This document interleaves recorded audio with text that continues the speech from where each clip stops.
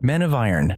The true history of the Imperium lives in the minds of those who wrote it, and the Dark Age of technology stands as a reminder of that complicated truth. It was a 10,000-year peak of scientific achievement when humanity created tools that would eventually turn into the most disturbing relics. One of those cryptic stories may have come from an archivist called CREEPIEST. His writings from the Library Sanctus featured the timeline of 3 distinct men. According to CREEPIEST, the Men of Gold were extraordinary beings, and they guided a primitive species into the galaxy. They left behind a new generation called the Men of Stone. The Men of Stone lived in a state of half-life, making them nearly undetectable to the dangers of the warp, and by the 21st millennium, these master navigators became the rulers of the cosmos. Then they created something of their own, and they called them the Men of Iron, fully self-aware artificial intelligences that are designed to serve as both laborers and soldiers. For thousands of years, they remained loyal until around the 23rd millennium. For reasons lost to history, the machines turned against their masters. Imagine every thinking machine decided to go on a full-scale robot uprising. One minute, these Men of Iron are building cities, and the next, they're deploying godlike power weapons that could hurl continents up into the sky.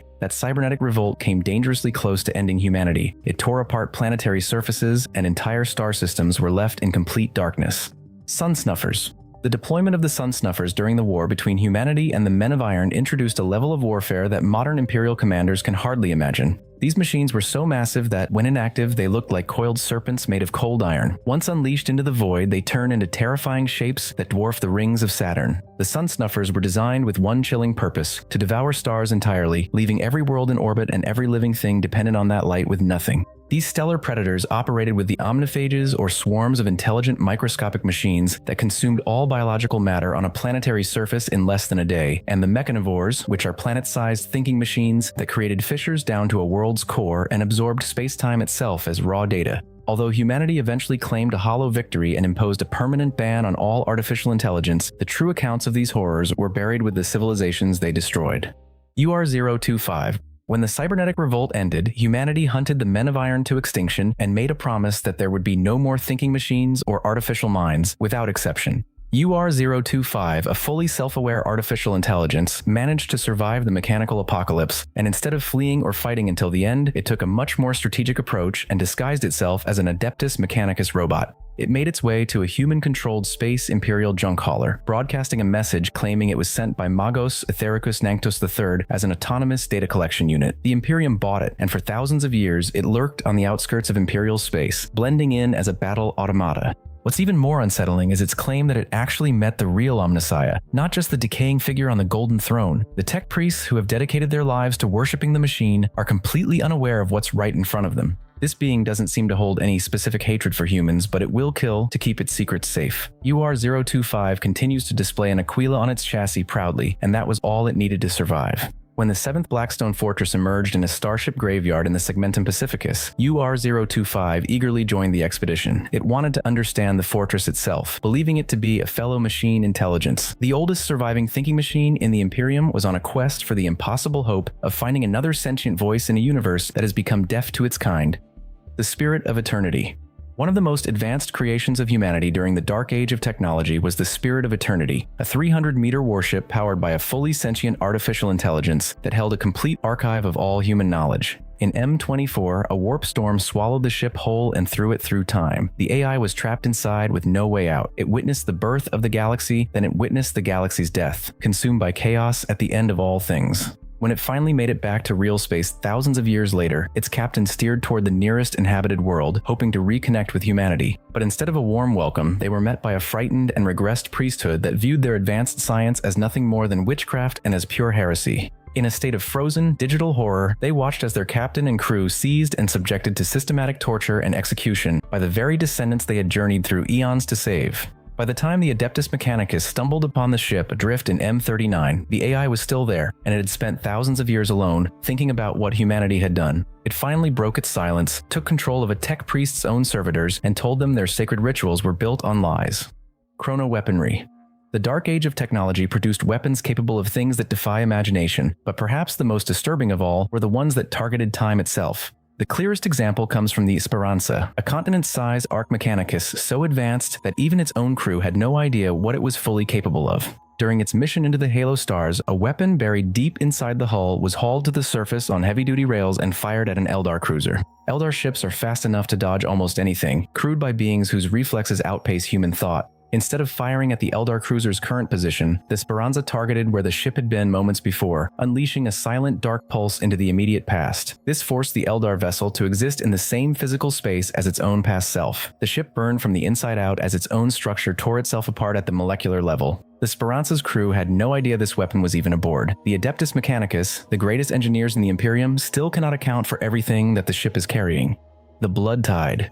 As the name suggests, the Bloodtide is a horrific weapon from the Dark Age made up of billions of microscopic nanotech robots, each originally carrying a spark of awareness. After centuries of being inactive, they somehow fused into a single, tormented consciousness. These machines were crafted to invade a host's bloodstream and trigger a catastrophic release of fluid, forcing the blood to burst outward from the body all at once. When performed simultaneously across millions of victims, entire worlds drown in a literal flood of gore. On its first recorded deployment, the Bloodtide wiped out all 10 billion inhabitants of an unnamed planet, then turned on its own masters. It remained buried under the earth for thousands of years until a Dark Mechanicum acolyte unearthed it and delivered it to the demon prince Kernax Voldorius, who unleashed it across 1,000 worlds. The Bloodtide became an executioner across galaxies, and its programming prevented it from defying its master or escaping the torment of its own existence. The true nature of this weapon was only known on the world of Quintus, where Raven Guard Space Marines encountered the nanites taking the form of a silver, genderless humanoid with deep red eyes. Immune to bolter fire and the sharpness of blades, this relic told them it was being enslaved against its will and begged them to destroy it.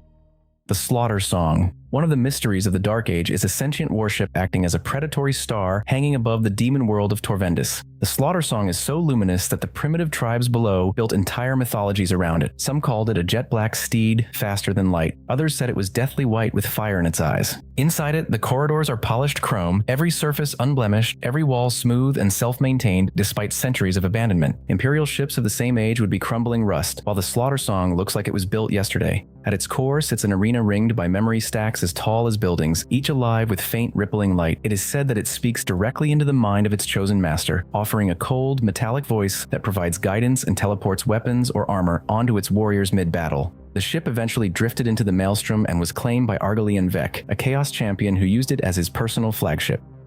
The Golden Throne.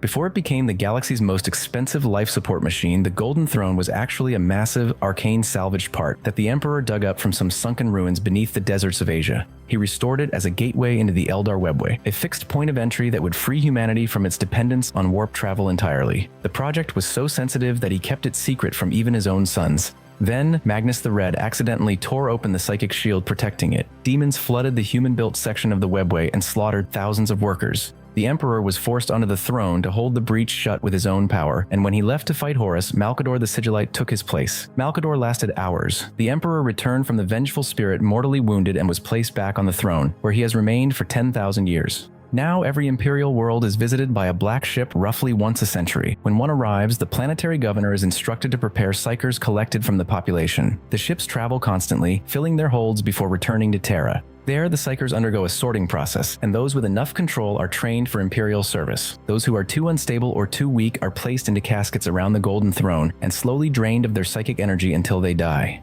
The Imperium calls them martyrs, while the machine calls them fuel. Here is where it gets truly disturbing. By late M36, the machine began demanding increasing numbers of psychers just to keep running. By M41, it required 4 times its original intake. Then tech priests discovered failures in its mechanisms that were completely beyond their ability to understand, let alone repair. In desperation, senior members of the High Lords of Terra secretly traded billions of human slaves to the Dark Eldar in exchange for a technical solution. According to Inquisitor Erasmus Crowell, it bought the Imperium a few more centuries. This Golden Throne keeps the Astronomicon working, the psychic lighthouse that allows warp travel. If that light flickers, all the worlds of the Imperium are instantly cut off in the dark and everything stops. Nobody knows how to fix it, and the Emperor himself had a dead man switch installed beneath it so that if the machine finally fails, Terra instantly becomes a roaring inferno and is completely obliterated.